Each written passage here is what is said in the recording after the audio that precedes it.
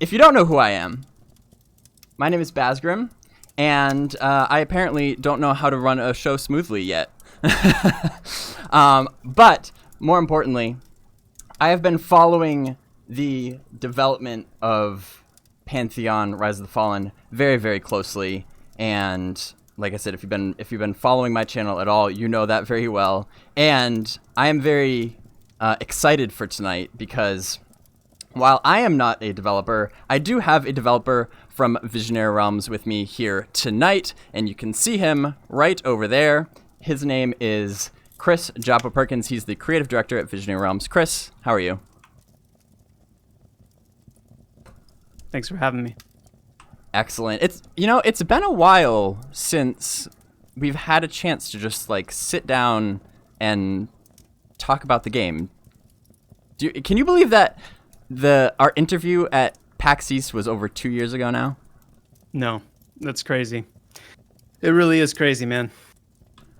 And I felt like for this momentous occasion that it would only be appropriate that I kind of brought us into Terminus. I know you probably can't see it right now unless you have the screen pulled up, but I just kind of put our faces in a Pantheon screenshot. We're just hanging out at a campfire tonight in our tents just to have a nice little conversation about the game.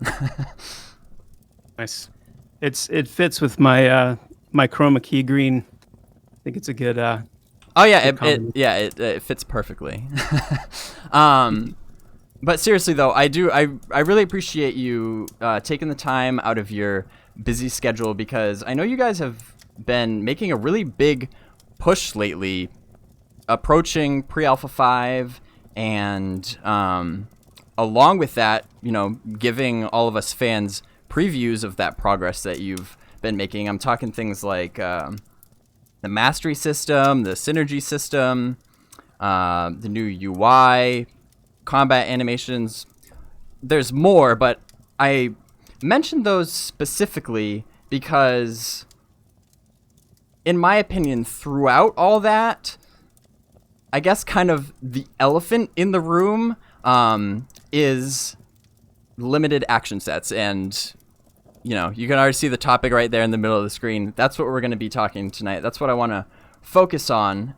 For those of you that don't know, limited action set is referring to the idea that you won't always have all of your abilities available to you all the time, and you would only have a certain amount of abilities to pick from in combat specifically. And that in and of itself is not news to anybody that's been following the game, right? Like it's pretty much been that way since the beginning, yet it's still a very, very highly debated topic in the community. There's people that think that you should have like an unlimited amount of hotbars on your screen, and then there's people that think you should only have like one hotbar on your screen strictly, and then anywhere in between. So tonight we're going to be taking a deep dive into why Pantheon has decided to go with the limited action sets, because it's a very deliberate decision, and I for one have been really looking forward to this, because I'm one of those people, I would put myself in the camp who still isn't really actually completely sold on the idea yet.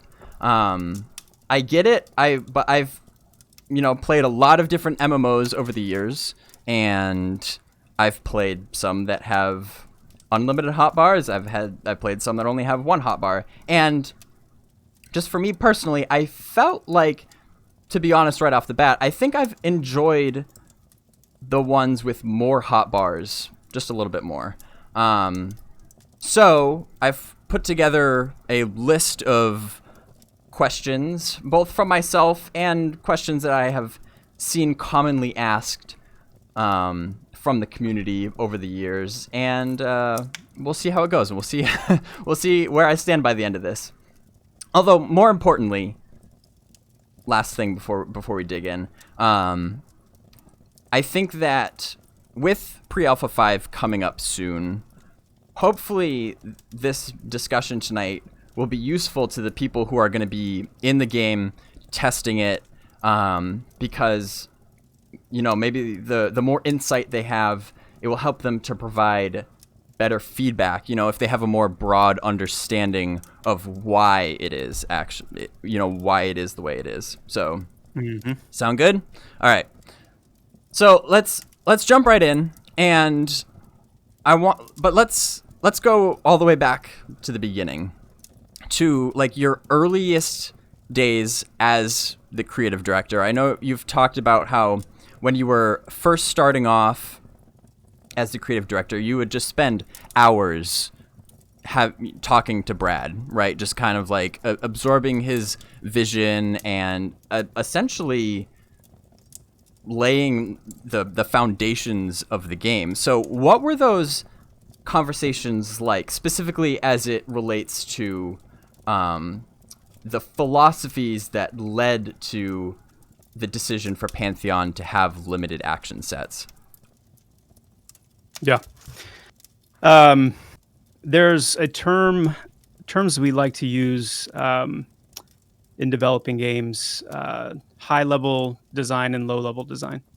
And high-level design refers to broad stroke philosophy. You said that's a good word. Low-level design is the kind of what I like to think of as like boots on the ground. How do I actually take this lofty concept or this broad stroke idea and work it out into actual like experiential reality? And a high level question sounds something like, who am I? What am I? And low level is, well, I'm this kind of person because I have this kind of history and I live in this place and I do these things and I have these skills. It's the low level is kind of the ingredients that make up the actual concept. And so a lot of those conversations with Brad, was very high level oriented, very broad stroke oriented. And I tend to kind of straddle that line and almost kind of maddeningly shift back and forth between the two. It's a very difficult and often overlooked part of design to kind of work through those low level trenches and figure out, hey, this idea sounds great, but does it actually work? Is it feasible? Is it going to accomplish what we want it to accomplish? So a lot of those conversations were spent, doing that. And when it came to combat, it's really hard to answer this question succinctly because there were so many ways that it could go. But the buzzword that continually came up over and over again was strategic.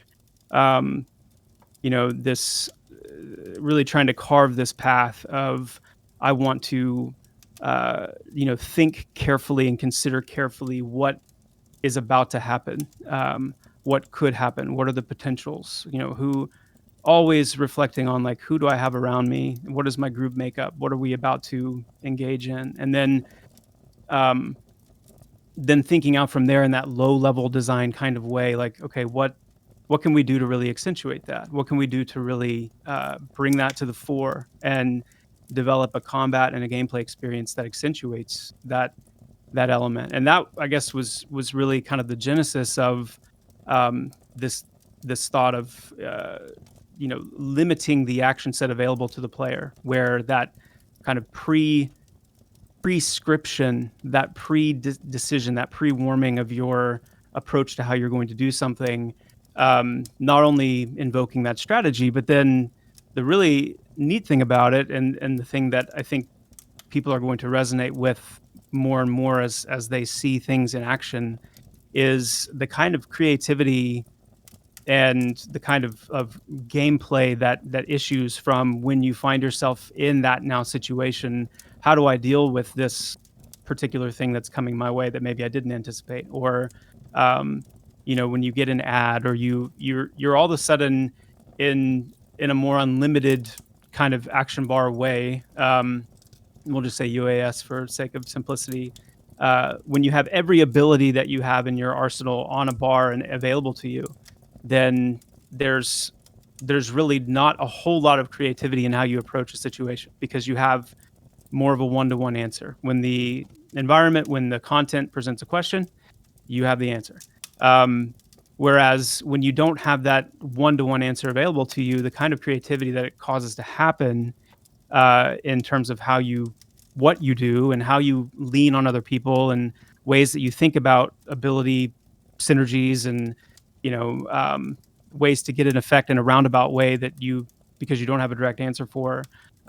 Those are the kind of things that start to add some of those ancillary layers to challenge that and strategy that we're really excited about. So I could go on for a while. I'll save it for some of the later questions instead of getting into too much detail right now. Yeah, we'll definitely start to unpack it more, but I can see what you're getting at, where it's like you almost kind of want people to have that experience of going in and failing sometimes, and then have to sit there and figure out what they need to do and then come back with the solution rather than always having the solution right there.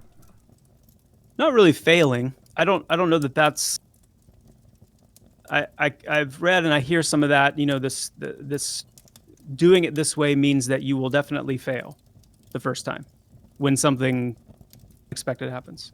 I don't think that's the case, and we can talk through more in a little bit why I feel that way. But that's not the goal. The goal is not you need to fail, and then from your failures figure out what you did wrong and do it right next time.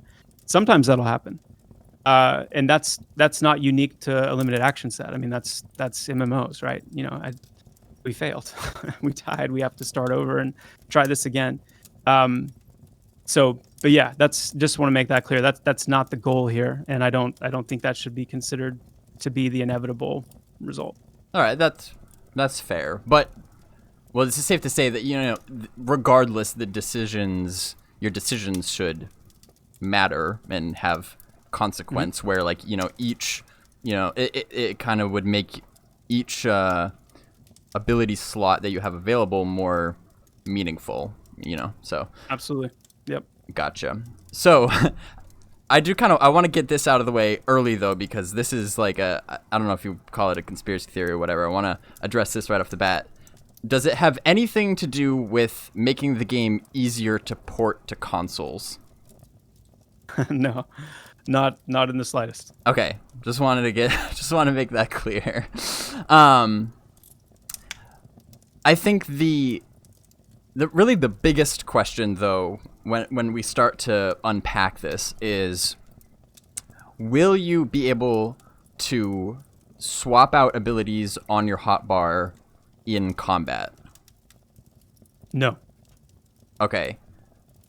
So what if in the unfortunate circumstance you get jumped while you have all of your buffs on your hotbar? Are you just out of luck basically? You just need to wait until you die? Well, I mean, in that situation, you would either do your best to get away, or you would hopefully be, in a group, or at least have other players nearby where you could ask for help.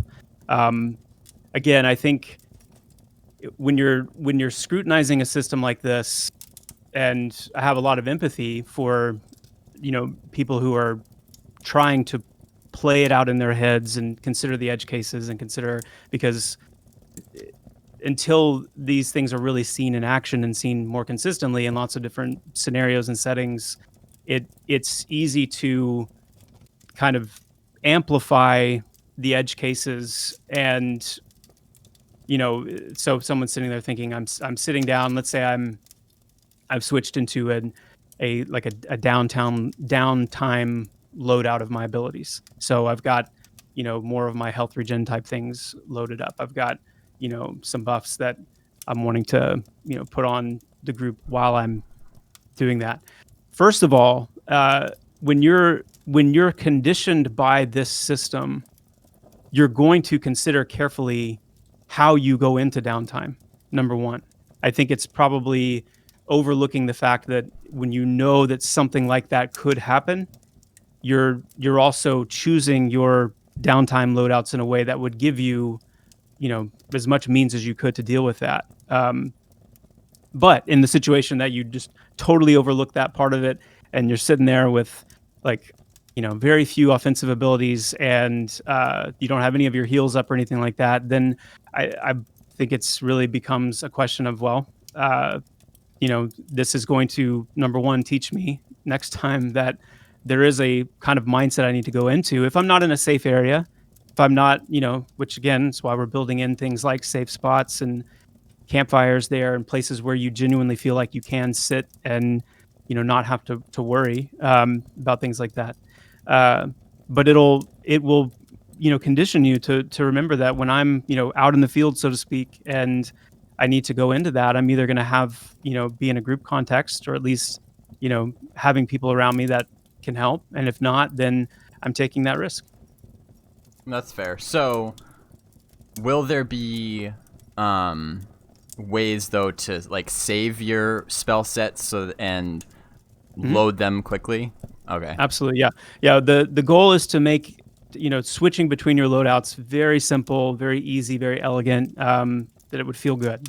So it's something that you would, essentially have several different loadouts that you could create, name them, would save, the position, the abilities that you have chosen, the position of those abilities on the bars. And you could switch, in between those relatively seamlessly. All right, perfect. So then when it comes to non-combat, like I talked about, getting caught with all your buffs up.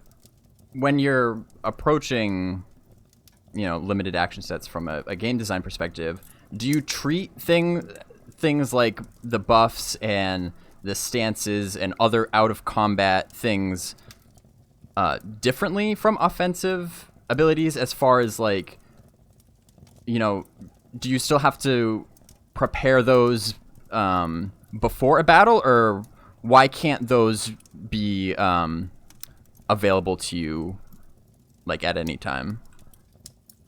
Okay, so here's where we could go kind of a little bit more into some of the guiding kind of principles or standards of the system, and how it works. The first thing to say is abilities are broken up into two categories: action abilities and utility abilities. And when you see the hotbar in game, and even more so the next time we show some of those UI elements, you have the bottommost bar, which is the 8 slot, which is your action bar, and then the one above that, which is the 6 slot, which is your utility bar. All 14 of those abilities are available to you in combat. Abilities are broken up into action or utility based on this guiding principle. Action abilities are abilities that innately apply hate to a target.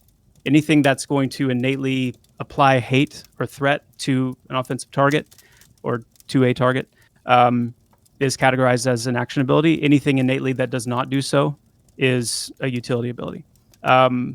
That logic is woven into the abilities themselves. So, if you right click on an ability from your codex, it will automatically go into the first available slot according to what type of ability it is. If it's an action ability, it'll pop right into the action bar, first available slot. It's utility, it'll pop right in there. So if you're more of a meta oriented person, then that's kind of the guiding rule. If it's affecting hate, then it's an action ability. If it's not affecting hate, it's a utility ability.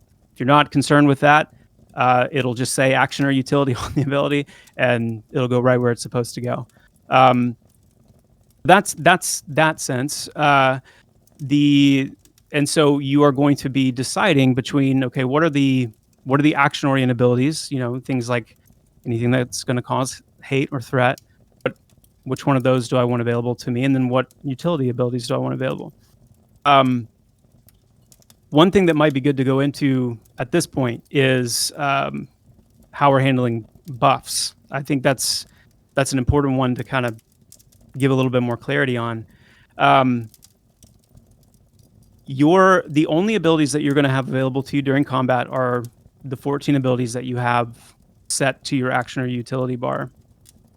The way buffs are going to work, and I'm anticipating you're going to have a few questions, follow-up questions that we haven't even planned for, and that's good, because this is something that, I do want to try and get as much definitive information out about this stuff as we can in this time, because I'd love for there to just be as much clarity as possible.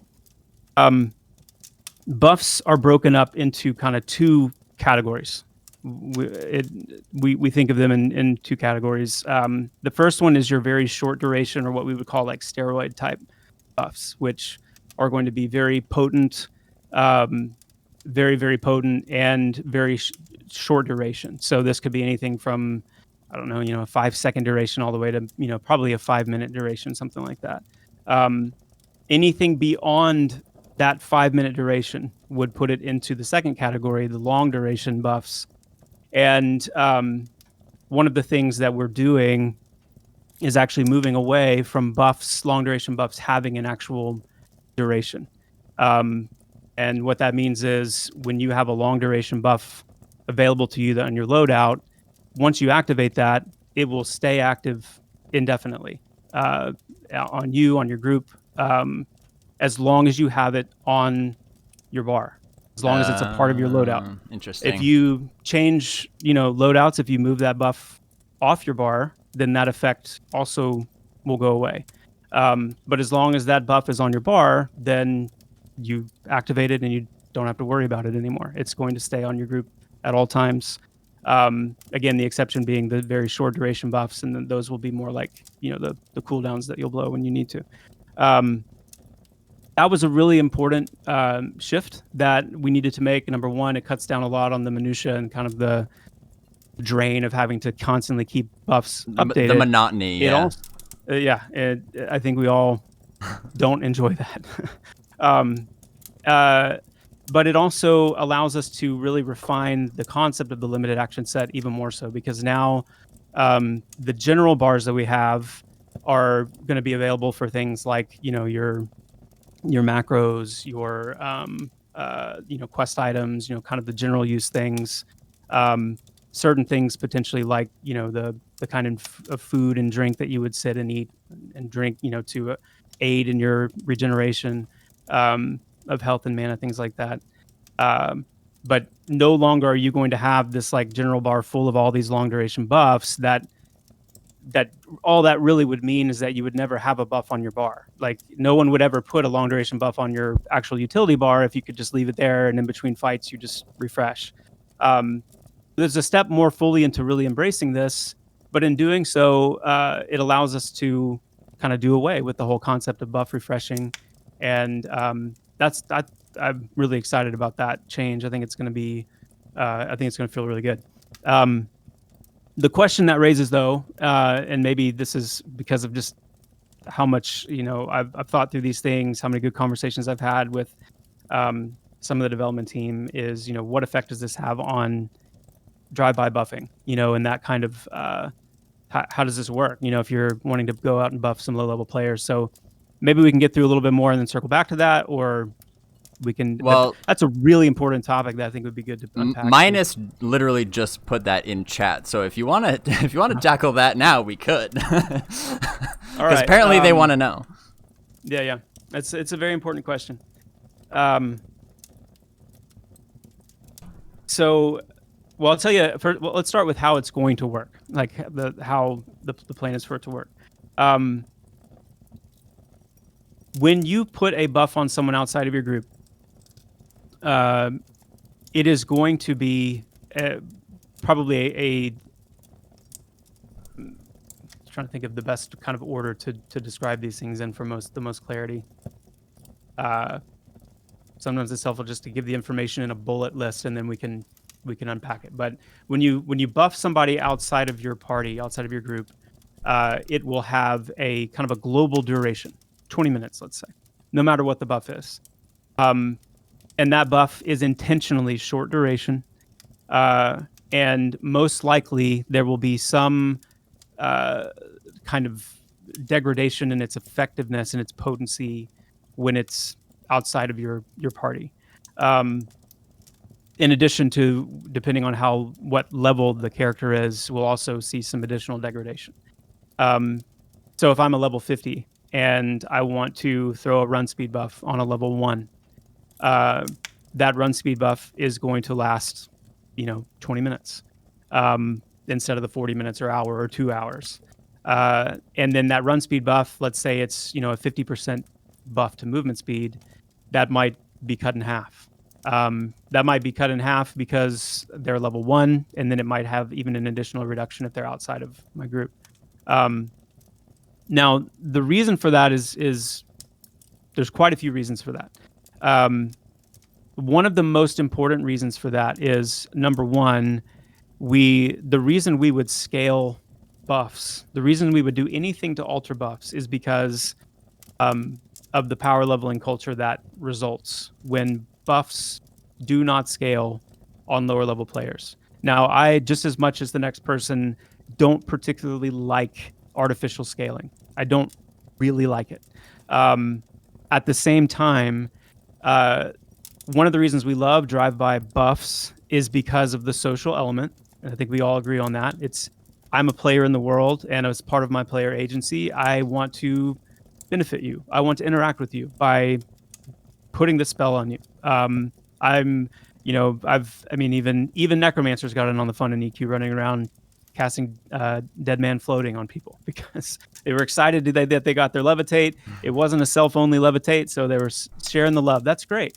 I think we can maintain that, but what people have to remember, and this is another challenge of kind of piercing through the nostalgia, is when we were younger and when MMOs were newer, it was very immersive to be a druid and go and share your druid-based abilities with another player. That felt awesome. And as a player on the receiving end, it was very significant. It was part of that power paradigm. It was part of that aspiration establishment. Like, I want to be high level like that person. I want to be able to go and do these, things to other players because I'm achieved this level.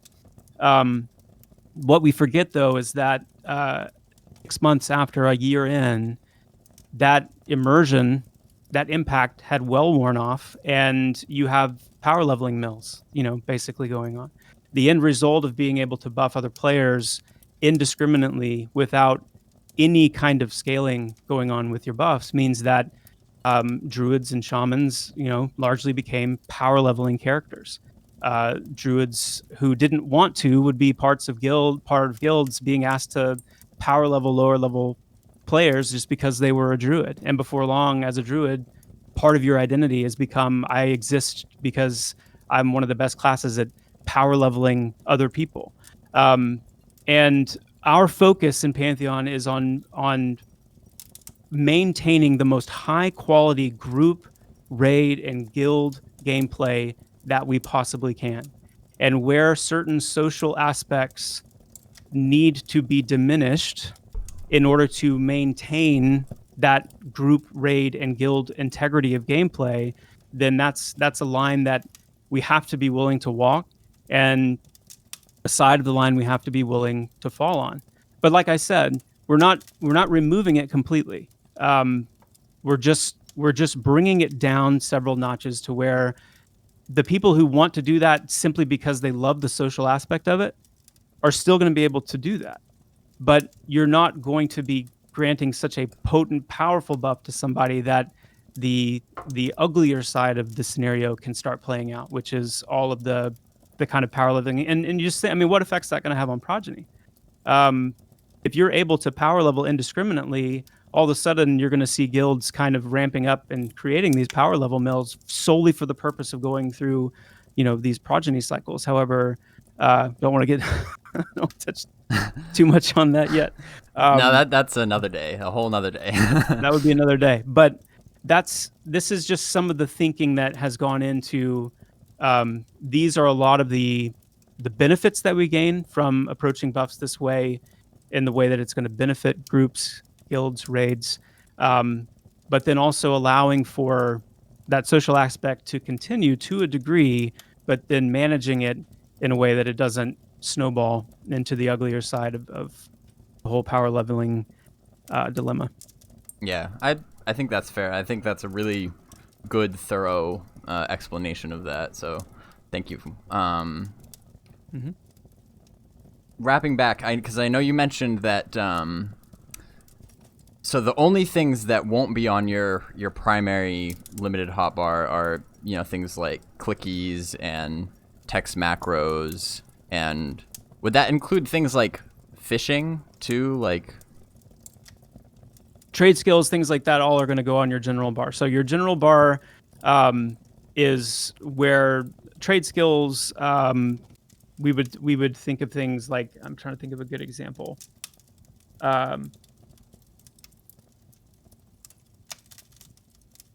I'm just trying to think of the right kind of category name for it, but things like lock picking or sensing traps or tracking or cooking, all of your actual trade skill type things. Those are all things that would live on that general bar that are not directly related to combat. Then of course also things like macros. The clarity would come from things like, specifically things like, and I would include clickies in that as well. I think clickies are going to live on that general bar as well. Will you only have one? You only have one general bar for those things, or can you have multiples? You would be able to have multiples of those. Okay. The standard issue would be a double 8 slot bar, but then there would be additional ones that you could make visible in the UI to kind of have as many things of that nature as you would need and want on there.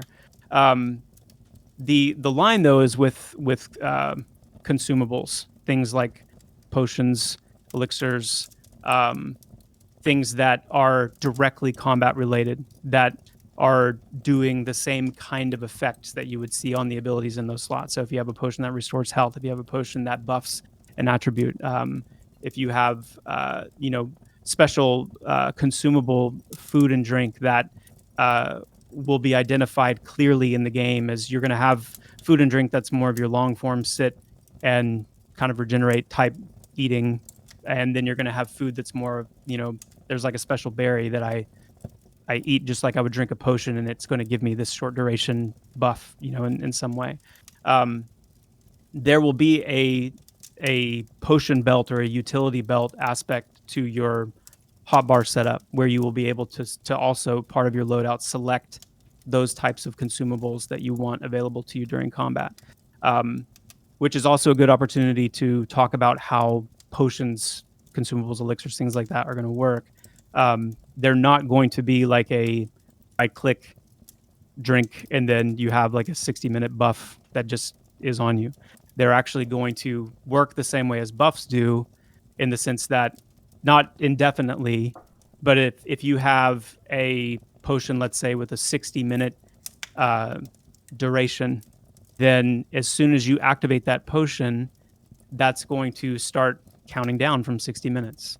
And if you switch to a different loadout with a new potion equipped, then that previous potion is going to go back into your inventory. And if you had it active for 13 minutes, it would say 47 minutes left.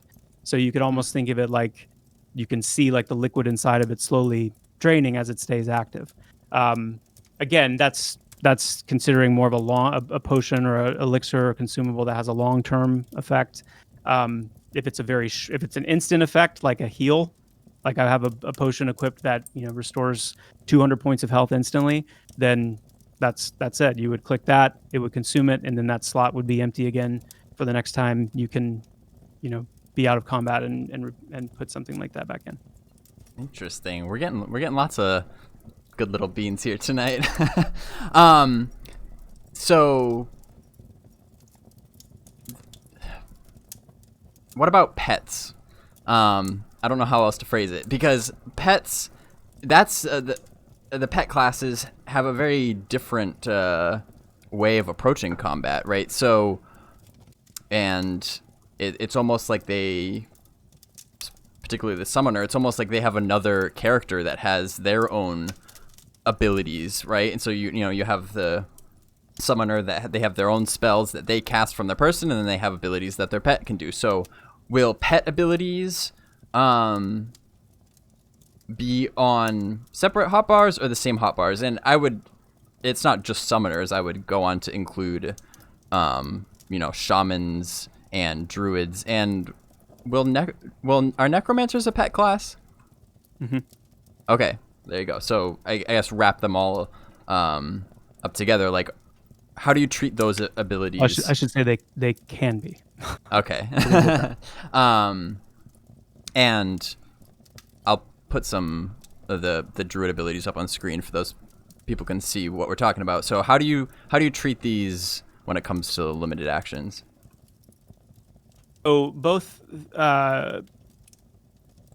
pets will have their own bar. Pets are going to have their own kind of place where you can do that, because pets ultimately, we kind of went back and forth on that a little bit, but ultimately the way we want pets to be in Pantheon, where they have a little bit more of a life of their own, especially summoner pets, and eventually the different things that necromancers can have as well. The way that their ability set will continue to grow, it would become very quickly a kind of too punitive for those pet classes to have to share that limited space with such a large amount of other abilities to account for. So for those classes, they would have their own bar to handle those things with. And then I saw another question come up. Just wanted to make it really clear on the potion, the consumable front. Those slots, that potion belt or that utility belt, would be in addition to the 8 action slots and the 6 utility slots. There would actually be a dedicated UI element connected to those hotbars that had your slot specifically for in combat potion and consumable use. They would not take up a utility ability to use those. Gotcha. And actually, since you mentioned it, I meant to bring this up earlier, but I'll put it up on screen now, just so if anybody hasn't seen it in game yet, what he's referring to, this is what it looks like as of last time we saw it. The 8 abilities below, and then there's the 6 utility abilities above that. So just so you can have kind of like a visual of what we're referring to. So one of the things that I'm personally most interested about in Pantheon is the disposition system and manifestations as well, which are basically just dispositions for raid bosses, for those of you that don't know. So I'm really excited about the disposition system. I think it's needed, but I can't help but notice that there is a little bit of potential conflict in the goals of the disposition system and the goals of the limited action set. Because I know you were talking about before, you want there to be this sense of you have to prepare for the battle ahead of time. You have to, know what you're getting into, or at least have a general idea of, what you're going to get into and what is the best way that your group can counter that. That's on one hand. On the other hand, you have the disposition system, which is trying to keep the content dynamic so that it doesn't get stagnant, and the dispositions will make the mobs act differently and have different abilities basically every time you go to an area. So how can players be expected to do both? I think that's a really interesting question. I think that I've seen that question, or I've seen that pushback, and I think it's assuming some things that I'm not sure that should be assumed. Number one, But the way I like to tackle any question like this is a little bit more in a long form way, because I think to just come out and say, oh, well, the reason is this, it's be the reason, but it doesn't have as much impact. And so the way that I like to think about it, and this is one way to think about it. It may not be everybody's cup of tea or super helpful. And I'm gonna wade into some interesting waters here, because I'm gonna reference World of Warcraft. But I've made clear many times that I'm a big fan of the game, and I think there's a lot of good to see in it. And I think it's okay to acknowledge the good in that game and not be concerned that it's going to compromise our path. But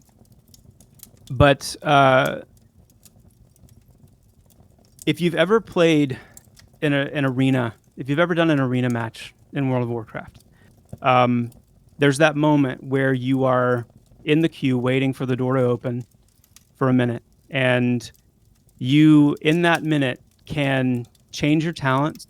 You can switch from a frost mage to a fire mage to an arcane mage, and you know the comp that you're about to face. I can see this is a rogue mage priest that we're about to fight, and so I know what my comp is, and I know what the comp that we're about to face is.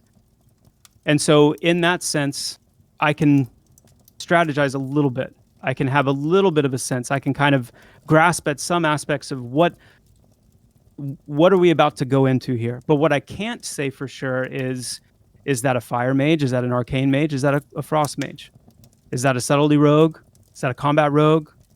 You know, is that an assassination rogue? I don't know what specs the classes I'm about to fight are. And so I'm about to go into this situation where I've made my decision of what talent spec I want to have for myself. I've communicated with my group, with my comp, you know, the if I'm doing duos, if I'm, you know, if there's 2 people with me, if I'm doing 5-mans, we all talk about, okay, we know what's coming, kind of. So here's what we're going to decide to do and what our spec's going to be. But as soon as you go out there, that's when you realize, oh, we've fought, you know, 5 fire mages in a row. We assumed this one was going to be, but it's a frost mage. Crap. Do you just die? Do you see arena match? Do you see people just saying, "Oh, we didn't know it was going to be a frost mage, so they just forfeit the match"? No. They immediately begin making decisions based on what they now understand is happening, what this new character is capable of, and they start using what they can to make that happen, and to come out victorious. Some of the favorite matches that I've watched, because I'm a fan of just watching these, are when you have situations like that, where, especially when you can hear the commentary, you can hear them anticipating one thing, boom, it's something different, and then they still pull it out. So I think it's a little bit of a flawed mentality to think, well, just because I don't have the perfect loadout for this particular NPC doesn't mean, unless you're just soloing, and if you're just soloing, then yeah, the margin for error is going to be smaller, of course. But if you've got another person with you, even just one other person, not to mention a full group of 6 players, to think that because you know, didn't have an enrage stripping ability in your loadout when you realize that this mob can enrage, does that mean that you're not capable with 5 other players of still circumventing and pulling this out? And isn't that challenge? Like, isn't that kind of part of this whole thing, is what you're able to pull off with what you have to work with? And then to go back to the arena analogy for a second, because I can hear, you know, devil's advocate question of like, well, but in WoW you're not limited. But the truth is you are. You cannot be a fire, frost, arcane mage all at once. You have to choose between one of those 3 specs, and therefore have the abilities that you have available to you in those specs. There are certain abilities and certain functions of abilities that only are available to me if I'm a frost mage. So if I'm going in as a fire spec, I don't have access to those things. Yeah, the degree is a little bit different. The approach is a little bit different. But I think I think there's enough kind of threads there that unless you are just completely 100% totally sold out to, there's no way this could work.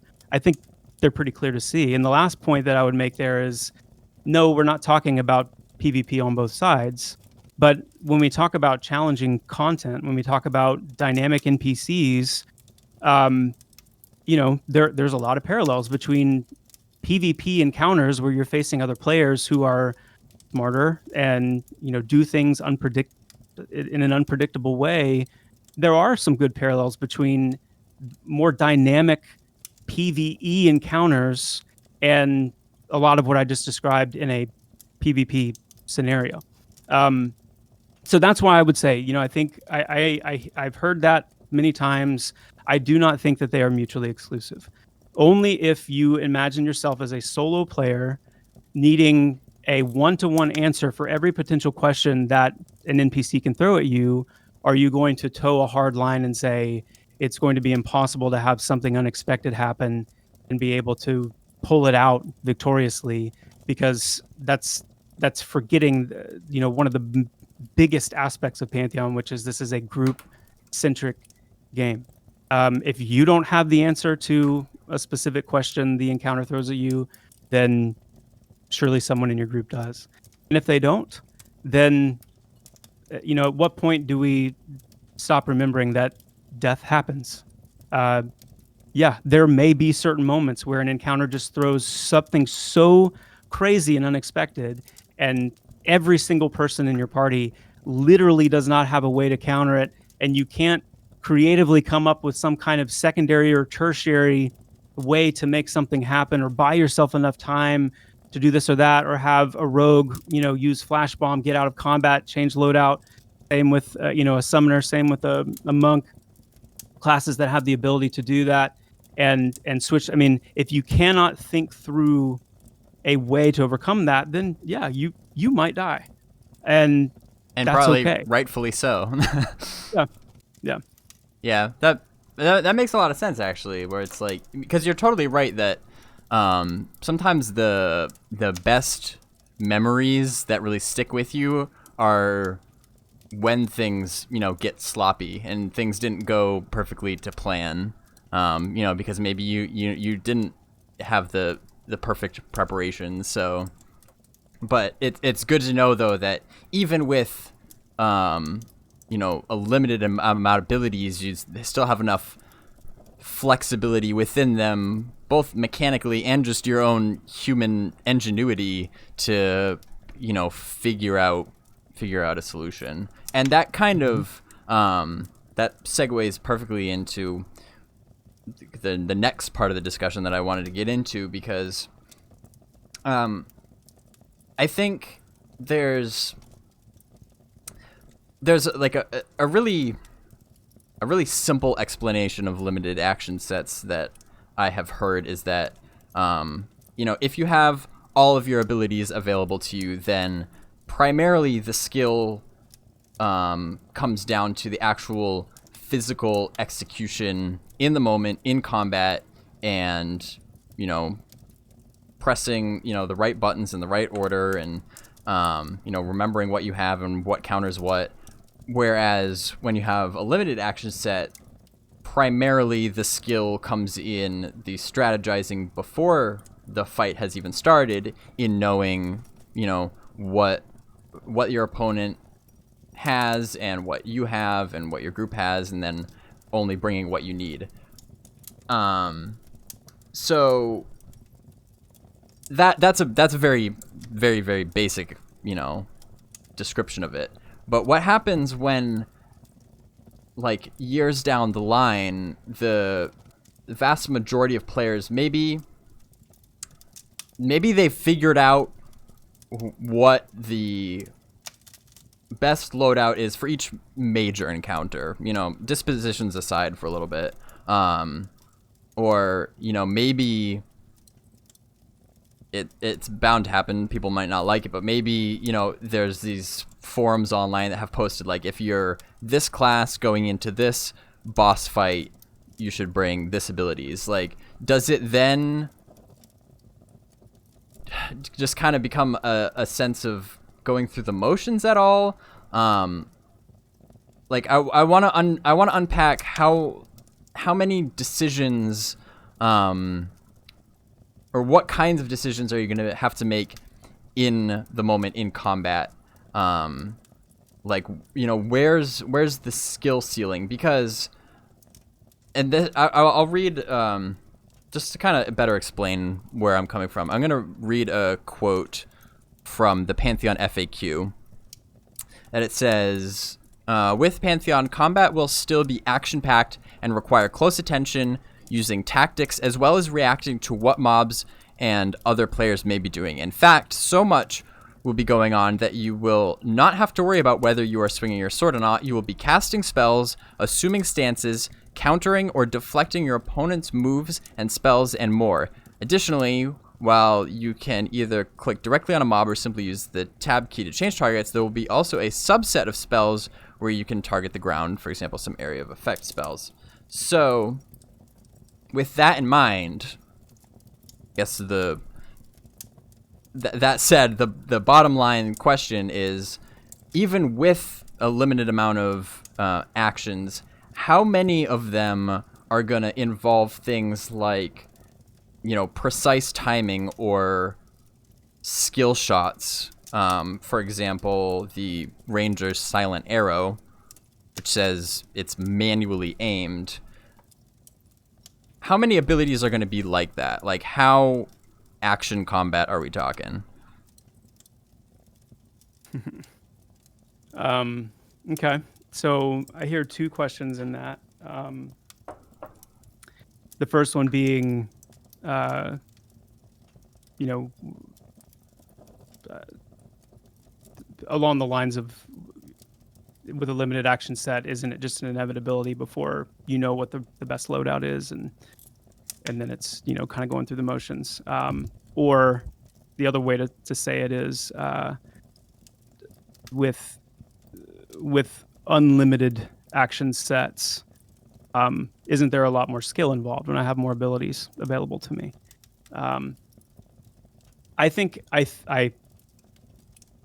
my thought on that question in particular is that I think to some degree it's going to come down to a subjective perspective, because I can answer that question and will, but that doesn't mean that everyone's necessarily going to agree with the way I would answer that and the way I see it. So my answer to that would be, I absolutely think the opposite is true. And one of the reasons for that is because in games like, you know, we'll talk about World of Warcraft, and I've been very clear on, you know, how much I really love that game. I think it's an amazing game in so many ways. But is it not the case that when you reach max level, when you go and you look at a character guide, a class guide, are you not looking up what's my rotation? Like, what buttons do I hit every time in the same order to maximize my output? And I think, again, sometimes pushback on something like a limited action set tends to try and hold up the superiority of having all my abilities available to me. And in reality, I'm not saying there's not exceptions to this, but for the most part, what you grow into, the skill ceiling you grow into, unless we're talking about PvP, which is a little bit of a different story, but I think it's still, it's a place where unlimited action set type games kind of come closer to a limited action set approach in the PvP front, because PvP becomes a lot more interesting when you have limited abilities available to you, and so does your opponent. But when the end result is rotation, that is not super compelling to me, and I don't think it does a whole lot for the argument of the skill ceiling, you know, and kind of the superiority of the skill involved in a limited action set. And the other reason why I feel differently is because when you talk about skill, again, it's one of those things that's held up to push back on limited action set and say like, well, aren't you eventually just going to know what the best loadouts are? Well, isn't it at least a little bit more interesting, even if that's true, even if we said, okay, let's just say that eventually you will know the best loadouts for every encounter and every possible disposition and every permutation and every combination, and you've got a massive spreadsheet where you can just, hit some commands and, put in your criteria and exactly the right loadout. Isn't it still a little bit more interesting to change that loadout from fight to fight instead of just it's the same rotation every time? Same rotation every time? But again, this is my perspective. I'm not trying to, to put down, someone else's perspective. And I'm not saying there's not things that I'm not thinking about either in that regard. But, put someone in a situation where they don't have access to their entire ability arsenal. They have made a distinct decision about their loadout of abilities.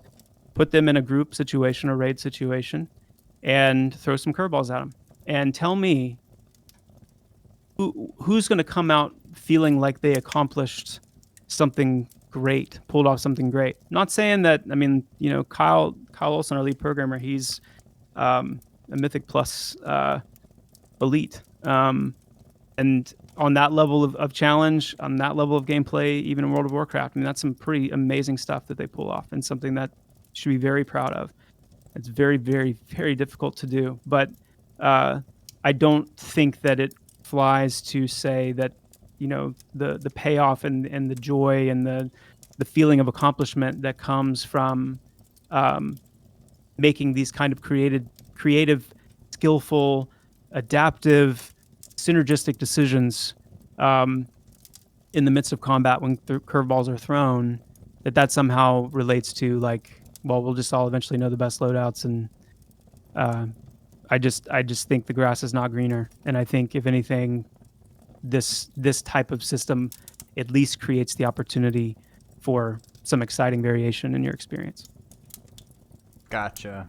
Yeah, because I guess the other perspective would be that like, well, why not just like, could you accomplish the same thing by just essentially limiting your actions via combat resources, like, and maybe having longer cooldowns for individual abilities, and that like, that could be its own tangent, but wouldn't that be the other way of that you could essentially limit people's actions to a particular situation? Yeah, it could. It could, and I think, of course, it could, because that's what we typically see, right? That's kind of the standard fare is unlimited action set, full access, but balanced through cooldowns and those kinds of means of constraining. So yeah, you could, but I think, and if it was just a straight up 1-to-1, like there's really zero difference between the two, then that would be a different question. That'd be a different consideration.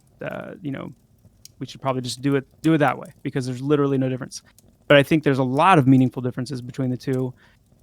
Even in the fact that, yes, they are handling the constraining of the character in different ways. Even in an unlimited action set game, to reference World of Warcraft again, you're still constrained because you can't be every spec at the same time. You have to make a decision about what spec of character that you're going to play, and that has very real effects on what you have available to you. What kind of, character are you going to be in this encounter, in this raid, in this, battle? So I don't think it's the constraining of the character that's new. I think it's, and again, not only do you have the spec differentiation in World of Warcraft, but you do have, a lot of the cooldown based and the those kind of constraints as well. What a limited action set like what we're doing, how that differentiates itself even further is, number one, it is a different form of constraining the character, which allows us to, design-wise, actually gives us more freedom to make abilities more potent. to make the button press feel that much more significant, because it's understood that you are making a very significant decision to put this ability in your loadout versus these other ones that you could use. It also immediately opens the door to classes being multiple of the same classes being more viable at the same time. And yes, granted, you could argue, well, in unlimited action set, you could do the same thing. If I wanted to bring 3 druids, what would keep me from bringing 3 druids? Nothing would keep you from bringing 3 druids, but it's the feeling of being one of those druids and knowing that because of this limited action set constraint, what I'm bringing to the table is markedly and significantly and meaningfully different from this druid, and therefore the role that I play is markedly and meaningfully, significantly different from this druid. That's a big deal. That really matters. And so I think that's another win that this allows for. And I could go on, but I think that's, for time, that's probably enough. Yeah, no, you pretty much took the words right out of my mouth. I mean, that's a great point, because I'm thinking, like, game design, if you really boil it down, and this is not a game design philosophy discussion, but game design really is just an exercise in limitation. Like, that's something... I've designed board games, and that's something that I have learned through that there's a similarity between board games and video games, but really game design is all about limits, because without any limits, there is no game. So it really is just a matter of determining what is limited and to what degree, and you just kind of have to, like, pick a place to draw that line. And you're totally right that the limited actions, it does promote the interdependence between the classes, which is a extremely foundational aspect of Pantheon. So I want to backtrack just a little bit, though. That was just my own soapbox. Along the lines of, having gained enough experience in the game, you've determined, okay, for this encounter, I'll bring these abilities. What if, though, people, what are the chances that people will determine a set of abilities for their class that is, solid in almost every situation? Because we're talking about, okay, there's this factor of maybe it's a little bit sloppy. It's not going to be perfectly efficient, or perfectly optimized for each encounter, but maybe, you can make it work. And because maybe in their mind, it's still better than having to frequently, sit down, swap out abilities. Maybe they just want to plow through with the same set of abilities all the time. Like, is there a chance that would even be viable at all? Because if you do that, then it's almost as if all the other abilities in your arsenal don't exist. So the question is, what are you doing, or what are you keeping in mind that ensures that the whole arsenal of a class's abilities remain relevant and needed? Well, I think that's a challenge no matter how you slice it. And by challenge, I mean that should be the goal, no matter what combat system or approach to a combat system you're talking about. Is you want to design really cool abilities that feel really good to use, that make a difference, that matter, and then you have to support those abilities, and part of making them feel cool and making them feel fun to use and feel impactful is designing content and encounters that call for it and that do that. It's one place to really plug a game like Dungeons and Dragons Online, because they make traps freaking matter. And so being able to disarm a trap in that game, being able to deal with that kind of hazard really matters and feels really good as a rogue, because those traps will mess you up. And so, that's one way, is to make sure that what you are doing and bringing in combat as a particular class really does matter and has a lot of weight. But at the same time, I think it's also important to say that we're talking about 14 abilities here. That's a pretty sizable amount, and I would imagine, and I would be able to go beyond imagining and just understanding the way these classes are designed, because I largely designed them, and because understanding like how they're meant to work together, and how the LAS kind of is the sinew that connects all of those things.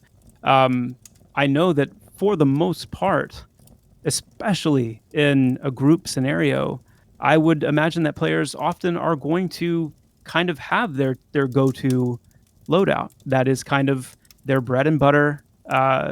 Doing my core role as this class at high effectiveness. It's the loadouts and that kind of idea of these secondary and tertiary abilities that are still very impactful and important. Really comes in how we plan to want to try and challenge players. And the curveballs I was mentioning earlier really do come from things like the disposition system. But and that disposition system is going to ramp in difficulty in terms of what mobs and NPCs are going to be capable of doing via the disposition system. As you get higher and higher level, you're not going to run into masterminds and the other ones right out of the gate. You're going to kind of get a feel with much more basic dispositions and things to kind of warm you up, and then by the time you get to max level gameplay, you've learned how to follow the logic of some of the dispositions. You've got a keeper hopefully with you that is going to be able to give you some insight into what these mobs are able to do from a distance, and so you're going to lessen these kind of curveballs. They're going to come in and just absolutely wreck your day by playing the game well, not just in the moment of combat. I'm executing my rotations and my my actions per minute are high, and I'm not grazing the wrong button and firing the wrong thing, but because you are holistically paying attention, you're holistically considering your environment. What type of environment are we in? What kind of substance are these NPCs made out of? What kind of dispositions typically are associated with things like that? Do we have a keeper with us? Are there atmospheric or climate related things to account for? Have we heard, or are we seeing signs of a lot of traps and things in through this environment? And taking all of those things in to think about what kind of abilities do I want to have at the ready? And I understand it could be argued, well, just let us use all of them. And my conclusion, and hopefully what has come through to some degree in this conversation, is that the reason is because I feel like there's very, very compelling reasons to not do it that way. I feel like there's very, very compelling, meaningful, exciting implications when you do not do it that way. And I think that will become more and more clear as we're not sitting and just talking about these things, but we're actually seeing them play out. So when you're designing a zone and populating it with NPCs and such, is there a specific metric that you have in mind as far as okay, now, every so often they're going to have to, sit down and swap out abilities? Is there a particular a pace that you're trying to hit as far as how frequently those curveballs, as you put it, are coming? Yeah, I mean, there's, with anything like that, we start off with kind of a ballpark or a starting point. This is kind of the amount, percentage roughly, of disposition related encounters that we would want players to have, in this level range, in this level range, in this level range. But at the same time, it's the loadout things. We think about switching abilities in combat, or that has a very clunky feel to it most of the time when you're, trying to sit down and forget this thing and then open your book and find the ability and drag it in and do all that stuff. Obviously, that's not going to be the case in Pantheon because of the way the mechanics work. But when you are able to and you need to switch loadouts, like the example I gave earlier with the rogue, using flash bomb, I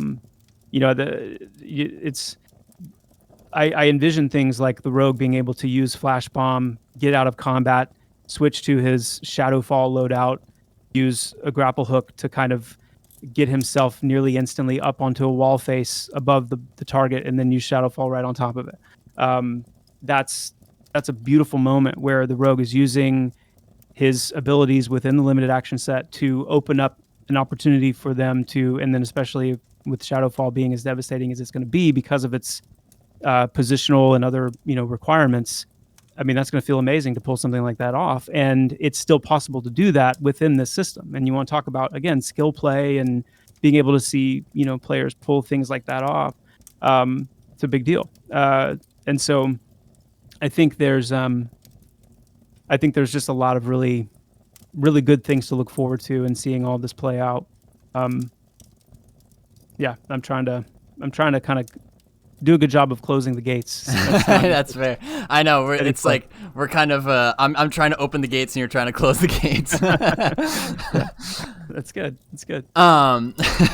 So with downranking being taken out of the game, I know there's a couple newsletters ago you mentioned that you had made the decision to move away from downranking. And for those who don't know what that means, it means that when you get an ability that is a direct upgrade to a lower level ability, it replaces it and you don't have access to the lower level ability anymore. So with that now out of the game, how many total abilities do you expect a class to have at max level?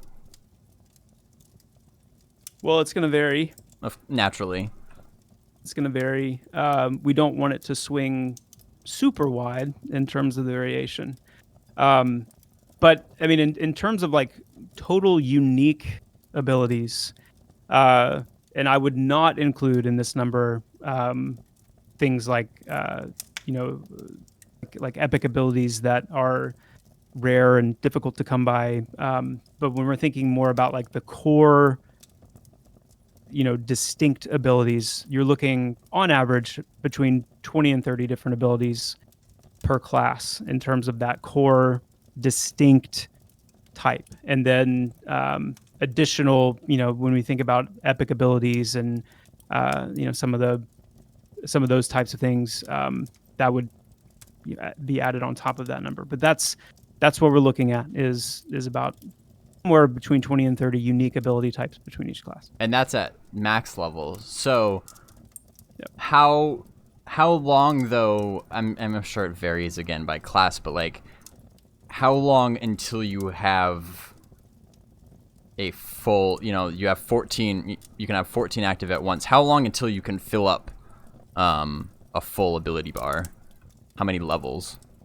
Yeah, that's a great question too. And the delta for me is always kind of like in that between level 20 and 30 range is when you kind of feel yourself come into your full expression as a class. So that gives you, the first 20 levels of that steady building, that steady climbing, where you see the, I'm trying to think of a good example, but it's just, yeah,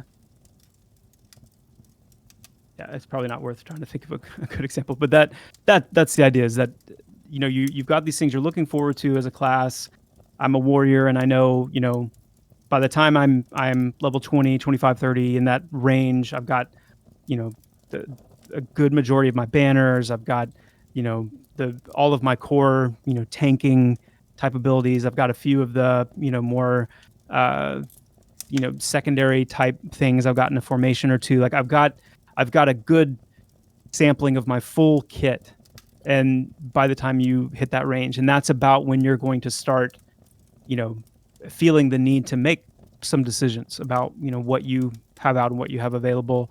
And again, the idea there is to leave enough headroom in the leveling process to where once you hit that point, then you're growing more and more comfortable, more and more conditioned to the process of making those decisions of what you have in your loadout as you approach level 50, and where the amount of abilities you have reaches its full, and the weight of those decisions is weightier by that point. So it's very much designed to be a curve that rewards you for really understanding your class and gaining a deeper and deeper understanding of the world and things like that. So that's what I would say to that. Gotcha. Is there any chance that maybe like either through the mastery system or some other like maybe a really long quest or whatever that you would be able to like unlock additional ability slots, or would that just throw the whole thing off balance? Yeah, I'm not too keen on that idea. I think that we want to keep that as consistent as possible. I think it really would come down, if there's going to be any alteration in the slot amount, it's going to be in the fundamental sense. We're better off with this many action slots as opposed to this many. But I don't think it's a good idea to allow for an unlocking of that, because a lot of the system hinges on that additional balancing layer of how many abilities you have versus how many slots you have. And when you start, increasing that in kind of a fluid way without accounting for the overall balance of the system with it, then it can get a little off base. So most likely, no, I would say 99% no on that. Gotcha. I think you segued well though into the last question, really, which would be, you alluded to the idea that maybe you would either add more ability slots across the board, for all classes, or maybe take them away. So like what to what degree is this something that may change throughout testing? Because like I said, pre-alpha 5 is coming up soon, so and again, I think it would be useful to the testers that will be in the game to know like what sort of things are you going to be looking at, because really if you can't tell already, the limited action set, it affects many aspects of the game. It touches on a lot of different facets of the game. So I would imagine that changing, making any changes to the amount of abilities is not a decision that comes lightly. So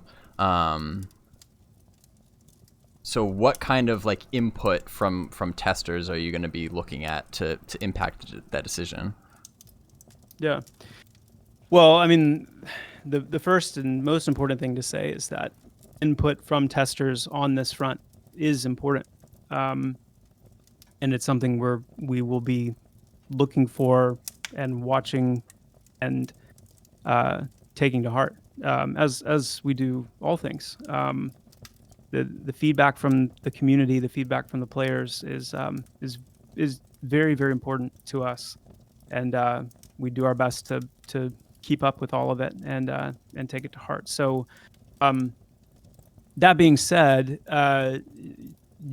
what you said was true, in that it's not a decision. It's not a light decision. It's not something that swings freely in the wind back and forth. It's something that there is a very deep philosophy behind. There's a very deep direction and design goals behind, and I think there's going to need to be time given to allow players to really get their heads and their hearts and their minds around it and experience it for enough time in enough different situations in a shared environment where they're experiencing it alongside other players who are experiencing it, and there's enough time to really kind of let it sink in and settle. What you won't see is we get into testing, and there's a subset of players who are very loudly and vocally saying we don't like this, we don't like this. You're gonna you won't see us like, okay, well we'll just change it then. I mean, obviously, we're going to be looking for reasons. We're going to be looking for explanations. We're going to be looking for, I don't like it because in this situation it did these things and it caused these things, and that's the kind of feedback we're going to want to get is, okay, you don't like it. This is why you don't like it. And then we're going to be just doing an honest kind of observation because there are some things about this that are a little bit unique. That is a little bit. It's not novel. It's not doing something that's never been done before. But it's definitely not the common approach to what we experience in MMOs. So we're aware of that, staying aware of that. But I guess if I were going to put a banner over it, I would say come in expecting to be heard as always, but don't expect. We're not sitting on the fence with this. We're not mid and unsure, and just waiting for that little nudge. Like we do have. There's a lot of deep roots that run through this, and it doesn't mean that they're, just completely impervious to changing. But it does mean that there is a whole system and mentality and philosophy to this approach. We believe to our core that it's the right one for Pantheon, and that ideally, and in my prediction is that will be proven true as it's experienced. But yeah, we are definitely listening and excited for the feedback. Awesome. Well, that's all I have. How are you doing on time? Do you have a couple minutes or? Yeah. All right, because we're good. All right, great. Because I just saw a couple really good questions in chat that are related to this. Now that we have all that in mind, we tackle a couple of these questions. First is from Kukasik, who was asking about the racial actives. Now, if I remember correctly, is it true that each race will have one active ability that's unique to their race? Will they have one active ability unique to their race? Is that what you said? Yeah. That's the plan. Is that each race would have one active racial. Okay. Are all of those gonna be are they all going to be utility abilities? Or are they all going to be aggressive abilities? Or might it differ? I'll have to wait and see. Okay, fair enough. And then Fizzled says, how deeply is itemization being considered when considering the way certain gear may encourage particular loadouts for classes? For example, if the best endgame rogue weapon is a dagger, would that pigeonhole rogues into a particular dagger beneficial loadout? Repeat that one more time. I'll summarize it. How deeply is itemization being considered when you talk about the way that gear may affect or encourage a particular ability loadout for a class? Like, is there a situation where the gear that you have might pigeonhole you into a particular ability loadout that you're just kind of stuck in? Like I was kind of talking about earlier with, you just have there may be a particular ability loadout that is just superior for all situations. Yeah, well, if there was a spectrum to that, that it's not going so far as something like a Guild Wars 2 or a Path of Exile or something where you're your abilities are straight up determined by your gear, obviously. Where we would land on the spectrum between that on the extreme and the extreme of like it has no bearing at all, is more in line with ways to potentially amplify different weapons. So the example that's coming to my mind is with the Dire Lord, with their the kind of bonuses they get with from single-handed weapons versus two-handed weapons, and then there may be, depending on which. And the great thing about Dire Lords is that you can tank either way. You can tank with a two-hander, you can tank dual wielding, but then your loadout could be, more specifically in line with continuing to amplify and maximize the kind of benefit you get, kind of bonuses that come with the two-hander versus when you're dual wielding. And the goal design-wise would be to have good reason to use both in different situations, even if it means further accentuating what those bonuses are, to make it more meaningful.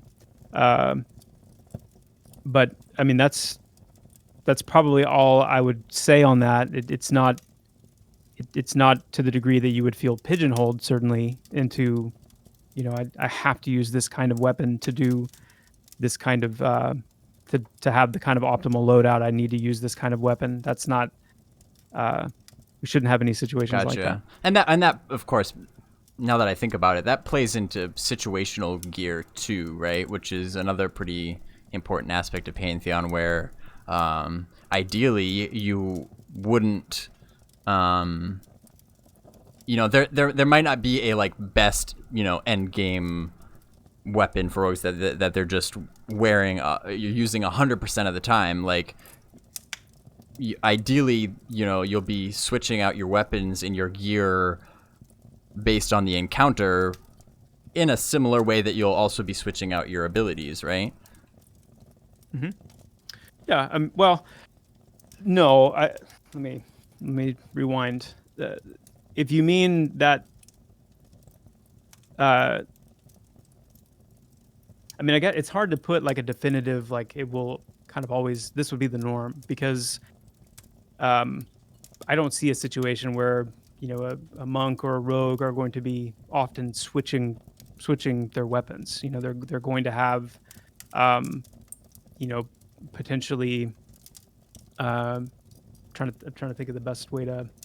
We haven't talked a lot about like some of the updates to the rogue class, for example, and like how their toxins and different things are going to work, which would potentially cause them to want to favor like a faster weapon or a slower weapon or things like that. But it's hard to put like kind of an answer of normalcy on that, to say you're going to be switching your ability loadouts this percentage of the time, between fights or downtime or whatever, versus this is how often you're going to be changing your weaponry. I don't have a real way to put a number on that. Gotcha. We'll end it on this one, because Minus says, I just thought of this. No one in an interview has ever just straight up asked Joppa if they could log in and play for a bit. He'd go for it. So I think he's daring me to. I'm about to. Oh, wait. Just got to rub that in there. I mean,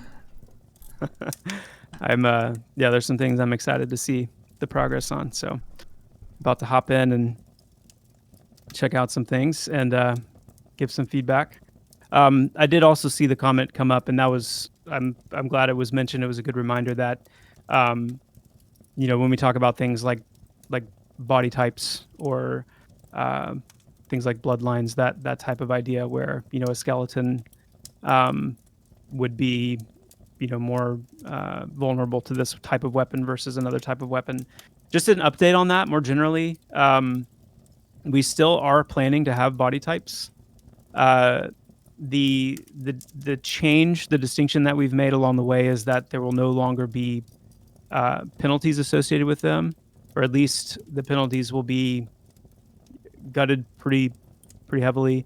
You think about situations like, a rogue, for example, that is primarily using piercing weapons, and imagine a rogue trying to to level up or being in a low level area and feeling pretty much incapable of doing content that has anything to do with undead, because their de facto weapon is basically useless.